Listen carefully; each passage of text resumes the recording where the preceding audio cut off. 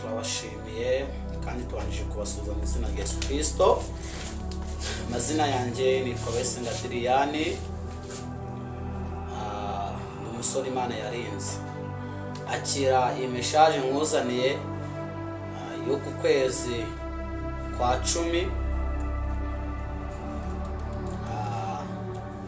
Imana ibane nawe. Tugiye gusoma ijambo ry'Imana rivuga ngo Yesu anyura aho ngaho areba umugabo witwa Zakayo, amugirira imbabazi, aramuga ngo uyu munsi mwiriye kurara iwawe. Luka 19 guhera ku murongo wa mbere. Reka dusome mu izina rya Yesu. Yego. Mu butumwa bwa Yesu Kristo ko bwanditswe na Luka, ibice byaho ni 19. Turahera ku murongo wa mbere. Umutwe w'amagambo aravuze ngo ibya Zakayo. Yego. Umurongo wa mbere aravuze ngo Yesu agera i Yeriko arahanyura. Ngo Yesu agera i Yeriko arahanyura. Nuko hari umuntu witwaga Zakayo. Ngo nuko hari umuntu witwaga Zakayo. Yari umukoresha w'ikoro mukuru. Yari umukoresha w'ikoro mukuru. Kandi yari n'umutunzi. Kandi yari umutunzi. Ashaka kureba Yesu ngo amenye uko asa. Ngashaka kureba Yesu ngamenye uko asa. Nuko nawe muri iki gitondo ufite amatsiko yo kubonana na Yesu ngo umenye ukuntu Yesu asa. Ariko ntiyabibasha kuko abantu bari benshi. Ndayango ngubwe ngo nawe ufite inyota n'inzara bwo kubonana na Yesu kuko abantu ari benshi cyane. Uri guhirimbanira kugira ngo umugereho ariko nturi kubibona. Ariko Yesu akwiteho, Yesu ararame ku buzima bwawe. Komeza. Kandi yari mugufi. Kandi uyu Zakayo yari umugabo mugufi cyane.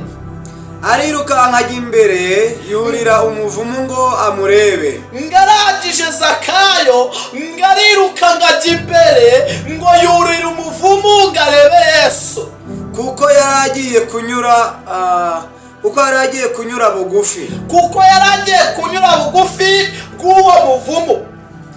Yesu ahageze arararama. Ngo Yesu ahageze arararama.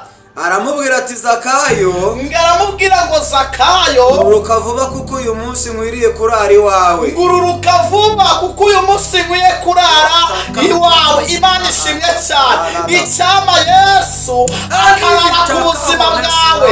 Icyama Yesu akururuka ku buzima bwawe. Ibiri kuguhiga Yesu akabitegeka. Icyama Yesu akakugirira imbabazi. Uyu mugabo Zakayo ngo yari umukoresha w'ikoro. Kandi uyu Zakayo yari umutunzi ukomeye cyane. Ariko nta gakiza yari afite. Ariko agira amatsiko yo kumva uwo mugabo Yesu baba bavuga. Zakayo yarangije ngo yegera ahantu Yesu yaragiye kunyura. Ngo Zakayo kuko yari mugufi cyane agira inyota n'inzara. Sopini wota sari. Ndagira ngo mubwire ngo muri iyi minsi, muri uku kwezi kwa 10, Yesu akugereho.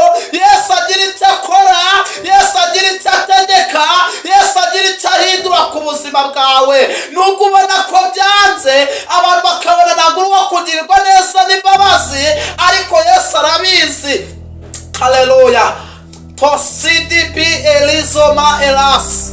None kotaya pinifone sayigrai.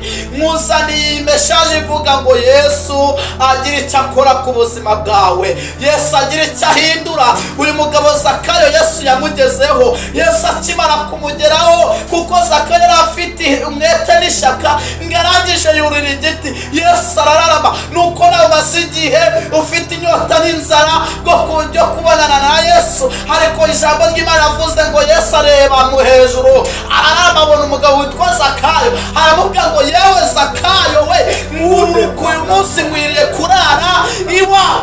Icyama Yesu akururuka ku buzima bwawe. Icyama Yesu akururuka ku bukene ufite. Icyama Yesu akururuka ku burwayi ufite. Icyama Yesu akururuka ku ntambara ufite. Icyama Yesu akururuka akabana nawe mu izina rya Yesu. Uyu Zakayo yarururutse. Tobini zoma. Zakayo arururuka. amwakira anezerewe. ngo Zakayo ngo yururuka vuba, maze umugabo witwa Yesu utajya ubura ukuntu abigenza, haba mu byago ndetse no mu makuba, ahora ateze ibiganza ngo arangije Yesu ngo amwakira anezerewe. Uyu Zakayo yari umukoresha w'ikoro, yari yarambuye abantu, ariko kubw'imbabazi z'Imana zimugezeho Yesu amwakira anezerewe. Icyama muri uku kwezi Yesu akakwakira anezerewe.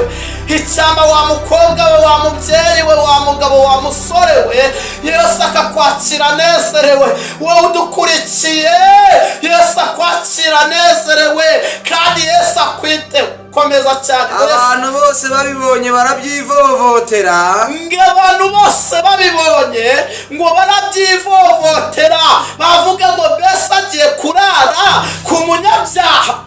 Nizotayi debre oza eras. Dorere agiye gucumbika ku munyabyaha. Ngo dorere ngagiye gucumbika ku munyabyaha.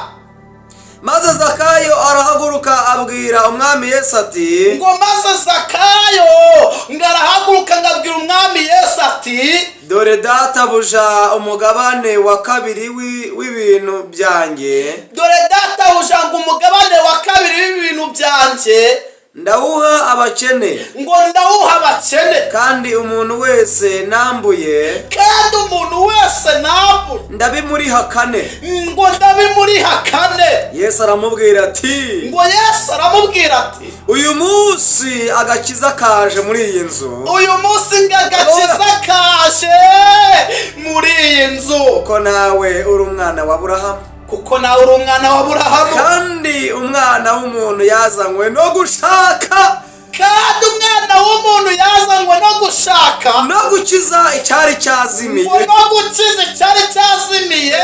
Amen. Mwakira neza ijambo ry'Imana.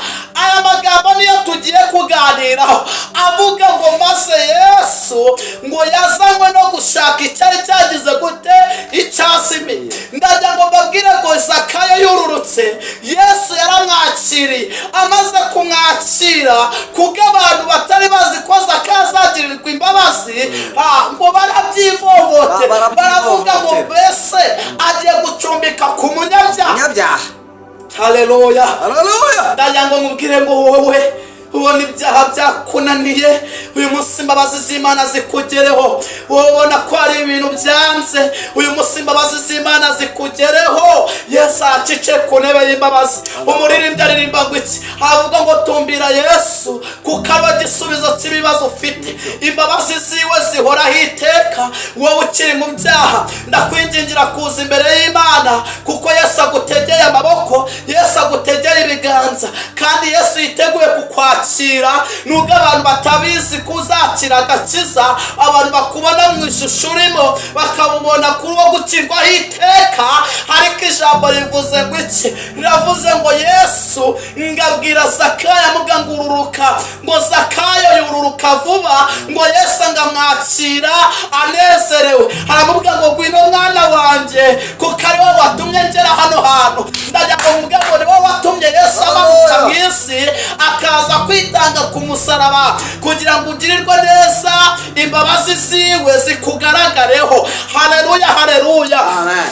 Uku kwezi rero ndagushishikariza gushaka Yesu, ndagushishikariza kuza aho Yesu ari, kuko niwe byose ubifite. Haba ubwo buko ushaka Yesu ni ukutanga amajyambere, haba ubwo rubyaro ushaka Yesu ni urutanga, haba ubwo bukene ufite Yesu ni utanga ubukire. Ngwino umwegere rero, kuko ari wowe byose, kuko ari wowe duhungiyeho, kuko ari wowe ukiza, kuko ari wowe utabara. Ayizoma ede tosidi bini fo elasika.